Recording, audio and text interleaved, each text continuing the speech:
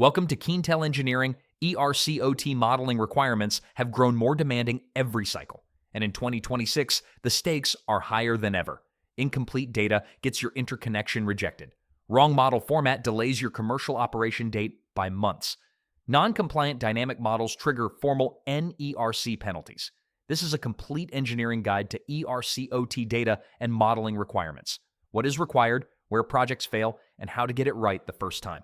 The consequences of noncompliance are concrete, sequential, and expensive. First, interconnection study rejection. Incomplete or invalid data triggers a full resubmittal, not a correction, a restart. Second, delayed commercial operation, ERCOTs. 30-day resubmit clock adds months to your COD timeline, and in competitive markets, months translate directly to revenue loss. Third, regulatory violations, NERC and ERCOT noncompliance triggers formal penalties, not warnings. Fourth, cost overruns. Additional study fees plus engineering rework on a failed submission can exceed the cost of getting the model right up front by a factor of 3 or more. Every one of these outcomes is avoidable. None of them are recoverable cheaply. ERCOT Planning Guide Section 6 defines 6 modeling requirements every developer must master. 1. Steady-state modeling in PSS/E format, the mandatory baseline for all ERCOT planning studies. 2. Dynamic and transient modeling, PSS/E, PSCAD, and TSAT, depending on resource type. 3. Short-circuit analysis covering positive and zero-sequence networks. 4. Load forecasting through annual TSP submissions. 5. Large load modeling. An LLIS is now required for AI data centers and industrial electrification projects before grid inclusion. 6. GIC modeling for NER CTPL-007 compliance. These 6 requirements are sequential dependencies. A gap in any one of them stops the submission. PSS/E is the mandatory format for all ERCOT steady-state base cases, no exceptions. These base cases underpin every planning study ERCOT runs, and they are updated on 3 cycles, annually, biannually, and off-cycle for major project changes. What must be modeled? The full transmission topology. Generator dispatch at every unit showing megawatts and megavolt amperes reactive, load forecasts using both economic and weather-based projections, and future transmission projects in the pipeline. Bus numbering must remain consistent with short-circuit cases. Inconsistency between study types is one of the most common rejection triggers. The risk of error is not a data quality issue. It is a failed interconnection study. Dynamic modeling is the most critical requirement in the ERCOT submission package and the most common source of project delays. Every device must be modeled and validated across 5 categories: turbines and inverters, generator controllers and plant-level controls, collector systems, step-up transformers, and collector feeders, fax devices, SVC, STATCOM, and protection systems. IBR validation, 4 mandatory tests: flat start, voltage disturbance, frequency response, and SCR sensitivity with phase angle jump, and PSCAD validation for any project where inverter stability under weak grid conditions is in scope. The phrase to remember: all devices must be modeled and validated. Partial submissions are rejected. Unvalidated parameters are rejected. Missing reports are rejected. 4 mandatory model quality tests, MQTs, are where most project delays happen. Incorrect models, poor parameter tuning, and missing reports are the 3 root causes. Test 1, flat start. No disturbance simulation, verifying model initialization at time 0. If it fails flat start, nothing else runs.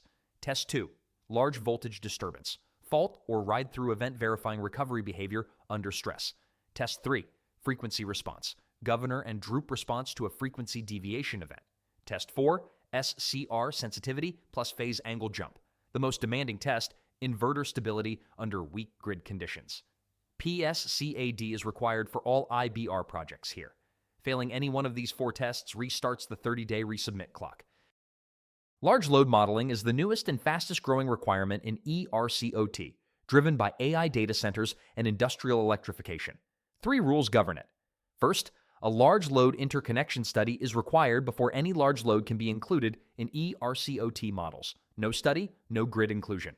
Second, large loads cannot be added to existing models until all studies are complete and agreements executed. Third, co-located loads trigger a material modification requiring a resource registration update.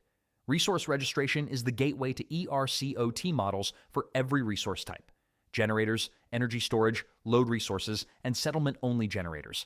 The data must be complete, accurate, and continuously updated. 3 confidential Keentel engagements across ERCOT, WECC, and PJM, ERCOT, 250 megawatt solar plus 150 megawatt BESS, short circuit ratio below 2. Voltage instability and an ERCOT model rejection were the presenting problems. Keentel rebuilt the dynamic model, ran PSCAD EMT validation, and passed all 4 MQT tests. Result: ERCOT compliant, oscillations eliminated, 30% faster study cycle. WECC, 300 megawatt wind farm with 3rd and 5th harmonic resonance causing equipment overheating and a model rejection. EMT harmonic analysis identified the path, filter design was optimized, model revalidated. Result: resonance eliminated, passed utility review. PJM, 500 kilovolt substation with relay misoperation and an undersized breaker. Keentel rebuilt the short circuit model, integrated relay models, resized equipment. Result: protection corrected, compliance achieved. 4 questions Keentel hears on every ERCOT engagement. What software does ERCOT require? PSS/E for steady state, PSCAD and TSAT for dynamic and EMT validation. What happens if dynamic data is rejected? ERCOT requires resubmittal within 30 days. That clock starts on the rejection date and delays your COD directly. Are IBR resources treated differently? Yes. Ride-through, phase angle jump, and SCR sensitivity tests are all required, and all require PSCAD. What is LLIS, and when is it required? Mandatory for AI data centers and large industrial loads before grid inclusion.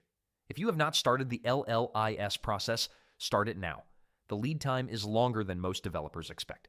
ERCOT compliance is not optional. And in a market where a 30-day resubmit clock can cost millions in delayed revenue, getting it right the first time is not a preference. It is a financial requirement. Keentel delivers 3 things on every ERCOT engagement: validated models built to PSS/E and PSCAD standards with full MQT test documentation, ERCOT compliant submissions that meet Planning Guide Section 6 requirements across all 6 modeling categories, and on-time delivery structured around your COD timeline, not ERCOT's resubmit clock. We have delivered compliant submissions across ERCOT, PJM, WECC, CAISO, and ISO-NE. If your project is approaching an interconnection submission window, the time to engage is now. Visit KeentelEngineering.com or contact us at contact@KeentelEngineering.com.